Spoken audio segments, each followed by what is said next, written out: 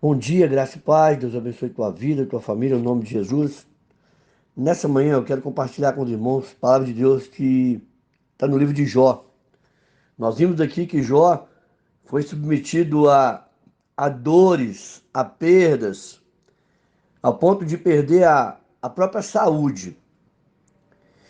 E no verso 11 do capítulo 2 diz assim: ouvindo, pois, três amigos de Jó todo este mal que lhe sobreviera, chegaram cada um no seu lugar.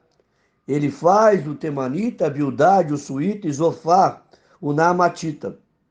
E combinaram, e juntamente condoer-se dele e consolá-lo, levantando eles de longe os olhos, e não o reconhecendo.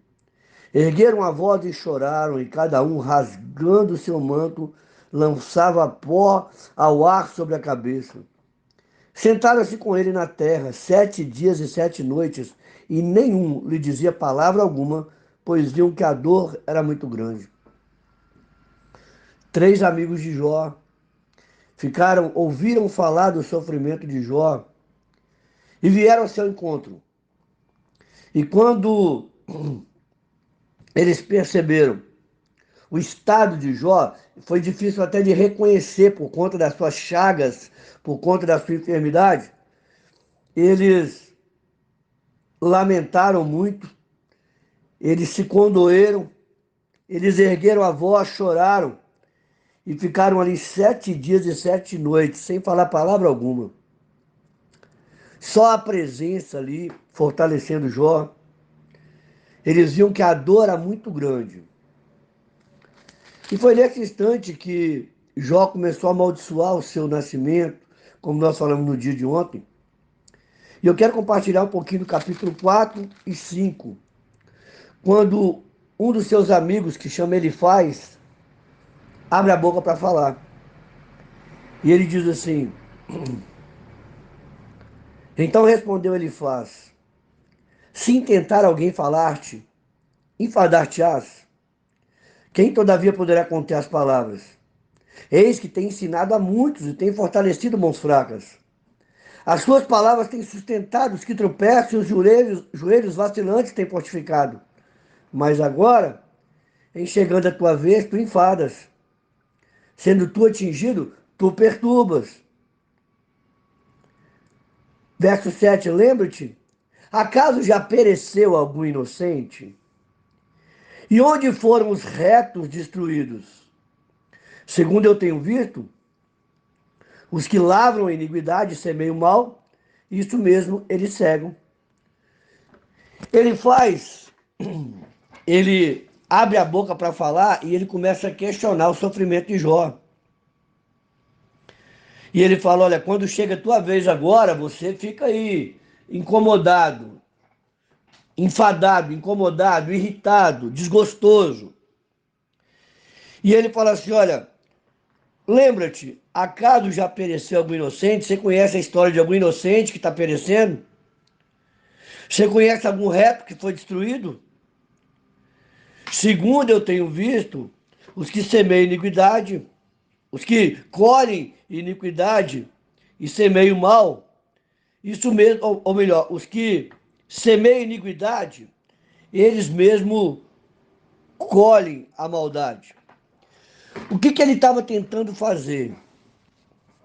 O primeiro momento foi lindo. Chegaram, se condoeram, choraram juntamente com Jó, ficaram caladinhos ali, entendendo que não era hora de falar. E tem momentos, cara, que a gente consola sem falar. Tem momentos que não é pra gente falar, é só pra estar lá. Só pra estar. Porque tem muitas coisas que a gente não tem explicação. E a gente que é crente tem uma mania de tentar achar uma explicação pra dor. Porque tem algumas coisas que estão estampado na cara. Mas outras coisas, cara, a gente não faz a menor ideia do que está rolando, o que está acontecendo. Por que morreu, por que adoeceu, por que isso, por que aquilo. Porque a gente ainda relaciona com Deus na perspectiva do mérito. Se eu não estou enfermo, mérito meu, deve ser porque eu sou bom diante de Deus. Se eu estou enfermo, quer dizer que eu não estou tão bem assim diante de Deus. E ele traz um pensamento parecido. Ele fala assim, engraçado, né?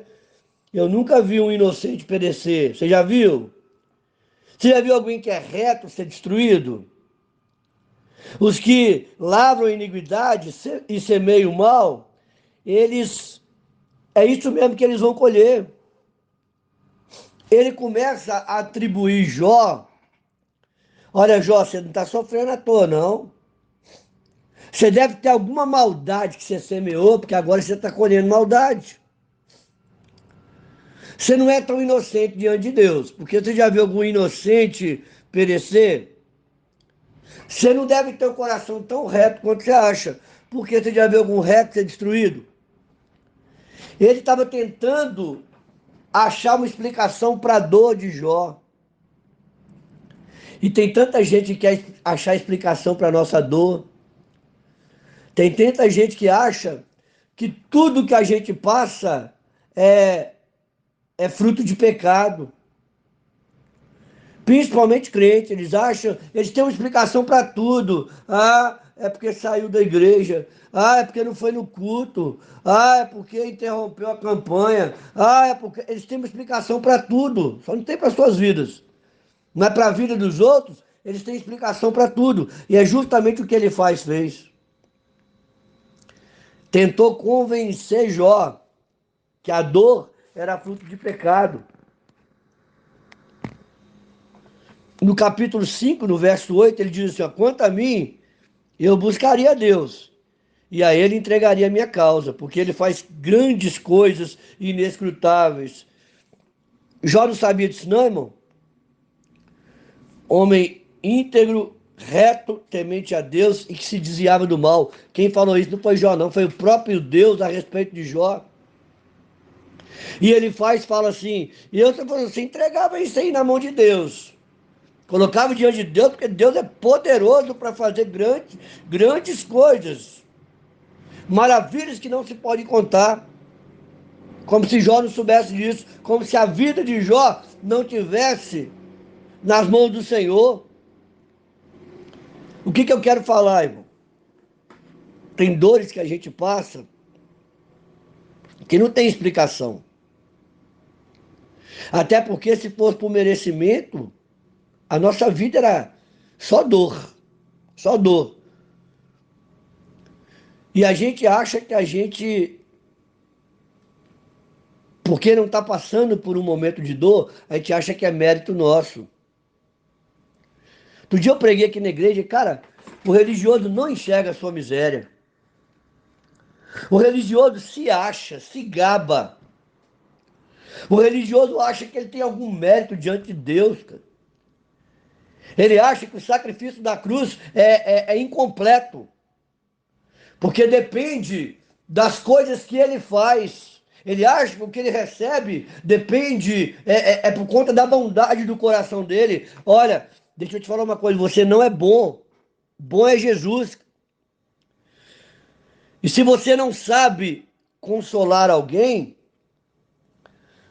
se não dá para abrir a boca para poder abençoar, não abre a boca para falar besteira, não. Você não sabe nada do que está acontecendo, então não abre a boca para falar besteira. Cuidado, tem gente que é um perigo abrir a boca. Tem gente que é sem noção, sem noção. É um perigo abrir a boca, aconselhar, porque ele é um sem noção. Porque ele atribui tudo ao pecado. E ele se esquece que ele é pecador. Então, olha, é lógico que tem dores que nos alcançam, que nós já sabemos por que nos alcançou. Não precisa nenhum artista vir falar com a gente, não.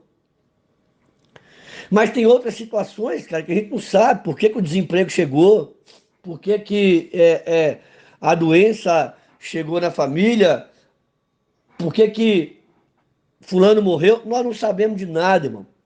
O que nós podemos tão somente, cara, é nos colocarmos diante de Deus. O que nós podemos tão somente, pai, é crer que Deus é abençoador, ele se alegra com a prosperidade dos seus filhos, que Deus não tem prazer. Meu irmão, eu sou ruim. Eu não tenho prazer nenhum em disciplinar meus filhos, dar chinelada nos meus filhos. Eu não tenho prazer nenhum nisso. Se for necessário, a gente faz, porque disciplina livra os nossos filhos do mau caminho. Deus não tem prazer nos disciplinar, mas Ele não tem problema em fazer isso. Então descansa, você que está passando por um momento de luta, descansa e creia que Deus é bom, apesar da dor que te alcançou. E você que está ao lado de alguém que sente dor, não seja um sem noção. Quando os três amigos chegaram e ficaram caladinhos, foi uma bênção. Jó se sentiu confortado pelos amigos. Mas quando eles abriram a boca para julgar, quando eles abriram a boca para questionar o relacionamento de Jó com Deus, aí complicou. Então que Deus te abençoe, que você seja um instrumento de bênção e não de acusação na vida das pessoas. Amém? Fica na paz, tenha um ótimo dia.